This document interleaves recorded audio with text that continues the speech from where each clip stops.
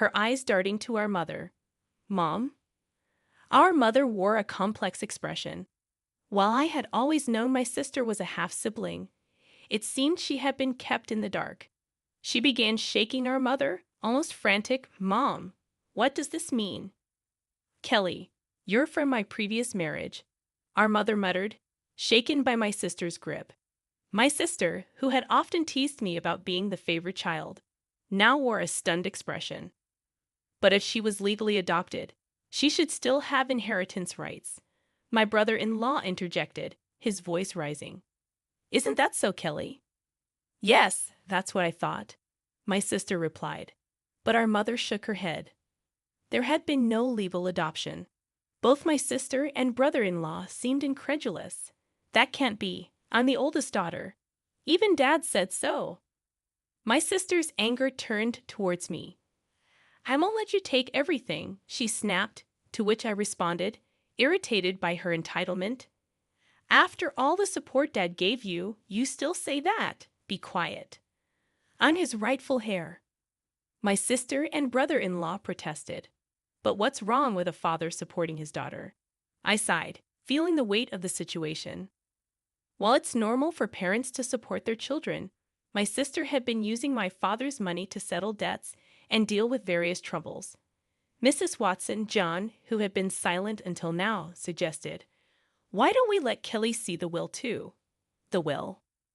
I have no idea about that, my sister panicked, although it was her own fault for not paying attention. Dad wanted us all to discuss the will's contents when he made it, but my sister brushed it off and went out to play instead. When I pointed this out, my brother-in-law gave her a fierce glare. What were you thinking? This was important. Faced with the question of what to do next, they agreed to hear it. The lawyer then revealed Dad's will, stating clearly that the inheritance was for me and my mother. It also explained why Dad didn't adopt my sister. Initially, he intended to, but he grew disappointed with her behavior towards me, her half-brother, and her reckless spending as she got older. So, I actually have no inheritance rights. Realizing this, my sister was stunned. Damn it! What now? Suddenly, my brother-in-law raised his voice, accusing, "You lied to me. You said you had money." His demeanor turned aggressive, leaving my mother and sister shocked. But I wasn't surprised. My brother-in-law had often shown his greed. Perhaps he even married my sister for her money. "Kelly, don't come back until you've got some money," he commanded. "Wait, Chris? What do you mean? I thought I was going to be wealthy. What a letdown." Roughly pushing past my sister, my brother-in-law stormed out of the room. Left behind, my sister glared at us, her face red with anger, and cried out to our flustered mother, "Mom, why didn't you have me adopted? It's not fair that only you get the inheritance. I should have gotten something too. But you didn't handle it right. This is awful, Mom," she sobbed, making a scene. I was taken aback by her outburst, but the lawyer seemed unfazed, perhaps accustomed to such drama. "Why does he get everything?" "Because I'm Dad's son," I responded, and my sister's eyes filled with anger as she lunged at me, shouting, "You! It would have been better if you were never born." I thought to myself that even if I hadn't existed, Dad would likely have made the same decision given my sister's character. Before I could say anything, the lawyer calmly intervened. "Kelly, if you continue like this, it will involve the police," making my sister flinch, possibly recalling her past shoplifting incidents. "Kelly," our mother called out, tears in her eyes. 6 months had passed, and the inheritance proceedings went smoothly without any hiccups. Though my sister and brother-in-law grumbled for a bit, the lawyer's efficient management left them with no room to meddle. My mother gave my sister some money, but I refrained from commenting on it. What bothered me most was their sudden disappearance with the funds, displaying their blatant gold-digging behavior, which left a sour taste in the mouths of our relatives who were aware of the situation. One day, I took my mother, wife, and daughter out for a meal. Thanks to my wife's suggestion, my mother, who had been somewhat withdrawn since Dad's passing, seemed more cheerful in the company of her adorable granddaughter. "Hey, Mom, why don't you come live with us?" I proposed. But you know Kelly might drop by sometimes. She only shows up when she needs money, right? Don't be too accommodating with her, my mother hesitated. Her reluctance was understandable, given that my sister is her biological daughter. Plus, if our family moved into the family home, my sister might stir up trouble again. Respecting her concerns, I simply asked her to think it over as I drove towards the family home to drop her off.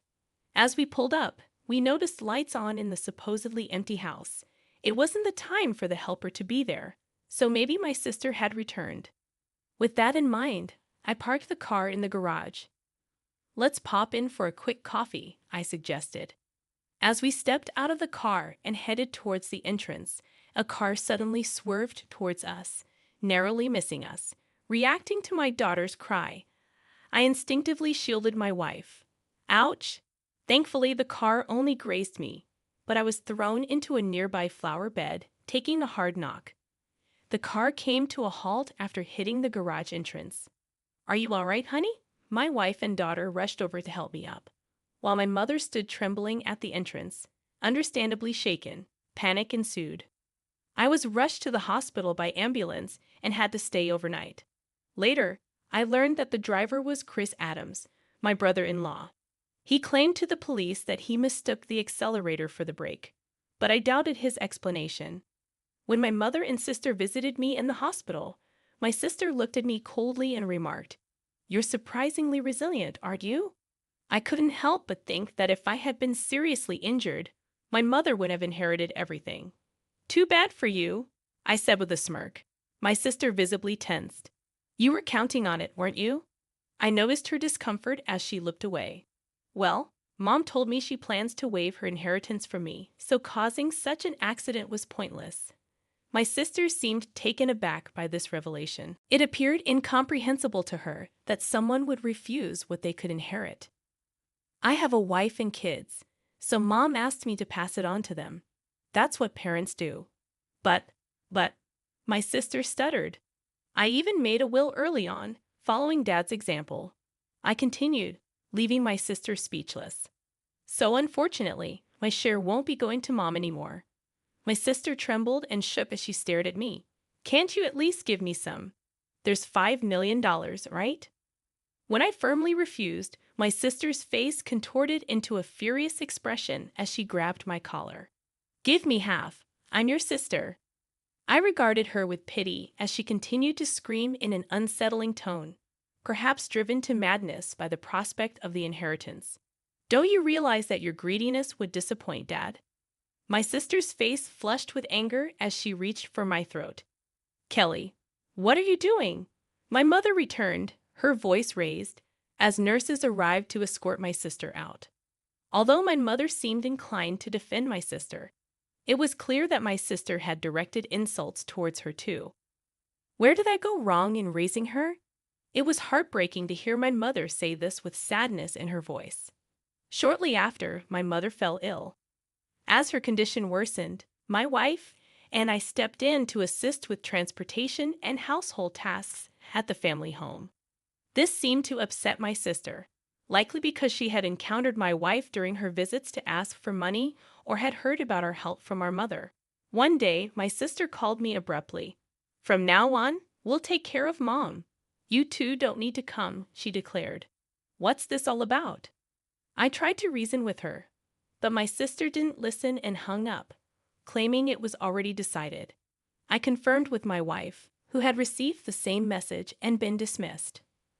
Concerned about my sister's lack of experience in caregiving or household duties, I quickly reached out to my mother.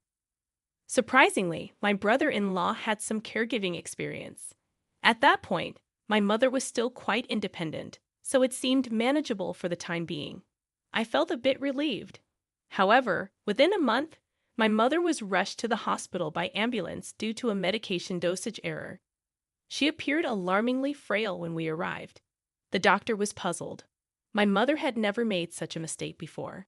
While my wife stayed with her, I went back to the family home, which was in disarray. The fridge was empty, despite my mother's love for cooking, and it seemed the hired help had been canceled without discussion. I felt ashamed for even considering trusting my sister and was furious. A significant amount of money had been withdrawn from my mother's bank account, even though her bank card and PIN were secured in the safe. Thankfully, the account containing the inheritance was untouched in a safe deposit box. But most of the funds allocated for living expenses were gone.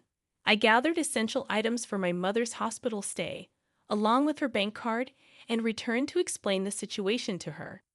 Did Kelly? My mother seemed unaware of the bank card situation. However, when I inquired about the medication error, she looked somber and confessed that it was prepared by my brother-in-law. Mom, perhaps it's best not to allow my sister into the house anymore, I suggested.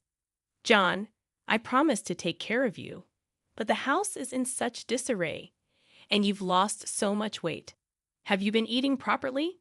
My mother's words weighed heavily on me. Mom, you should come live with us. I'll build a home where we can all be together, I proposed, causing my mother to break down in tears. However, her health continued to deteriorate despite the doctor's efforts. Perhaps the incident with my sister had weakened her heart. She never recovered and eventually passed away, almost as if following my father. Upon returning to the family home to make funeral arrangements, I discovered that all the valuables had vanished. It appeared my sister and brother-in-law had taken them in their desperate pursuit of money. Standing amidst the empty rooms, I was first shocked and then consumed by a fierce anger. I vowed to hold them accountable for their actions. The day after my mother's funeral, my sister and I were scheduled to meet with the lawyer, presumably to discuss the inheritance. Too bad. Mom's inheritance rightfully belongs to me, her daughter, my sister boldly declared. I couldn't help but chuckle at her statement, as it seemed she was gravely mistaken. Let's see what the will says, I suggested. As the lawyer unveiled the will, my sister's face drained of color. No, this can't be. Kelly is not entitled to inherit anything. That's Dad's final wish, my brother-in-law exploded. However, the lawyer calmly reiterated the same statement. This is absurd. Kelly is that old woman's biological child. My brother-in-law erupted, sweeping items off the table in anger. You can't deceive us. Give us the inheritance now. Chris, did you try to harm my mom? I confronted him. He shot me an irritated glare. What? I never did such a thing, he retorted. Then why was there a mistake with her medication? I pressed further. My brother-in-law scowled in annoyance. Who cares about that, John? It's outrageous that we're not getting any inheritance, my sister interjected, seemingly losing her composure. What have you done? I asked her, stunned. It seemed she hadn't rushed over after hearing about our mother's passing, but had been banking on the inheritance to cover her expenses. Tell me this isn't true. I'm getting nothing. My sister demanded of the lawyer. Well, the lawyer began, carefully explaining the legal distribution of the inheritance. However, after deducting the amount my sister had withdrawn and the items she had sold, there was almost nothing left. She scratched her head in frustration. This outcome was reached after consulting with the lawyer in advance, I interjected. That can't be. It can't be this little. My sister muttered to herself, clearly dissatisfied. Having relied on our parents without ever experiencing the hardships of work, she seemed out of touch with reality. I couldn't contain my contempt for her. Mom thought you'd take care of her, but you just took her money and abandoned her, you ungrateful person. I couldn't hold back my anger. Taking care of someone costs money, you know? What are you talking about? My sister shot back. Then show me the detailed expenses you used for Mom's living costs. I'll cover the necessary expenses, I challenged her, extending my hand. My sister's face paled, and her lips trembled. I don't have that. Without receipts, it won't be recognized, the lawyer emphasized, leaving my sister speechless. Facing her, my brother-in-law attempted to sway me with a pleading tone. John, your sister really needs help. Can't you lend her a hand, even just a little? I declined firmly, feeling my frustration growing, and it seemed my brother-in-law was reaching his limit too. If everything had gone as planned, Kelly would have had the entire inheritance by now, he muttered. What do you mean by that time? I questioned, But before I could delve deeper, my brother-in-law let slip a revealing comment. Because of this guy, nothing ever goes smoothly. I was supposed to get a new car, but all I got was barely enough for repairs. My sister desperately tried to interject, but it was too late. That's a serious accusation. It sounds like fraud, the lawyer remarked, holding a recorder and smiling at the couple. What? That's illegal.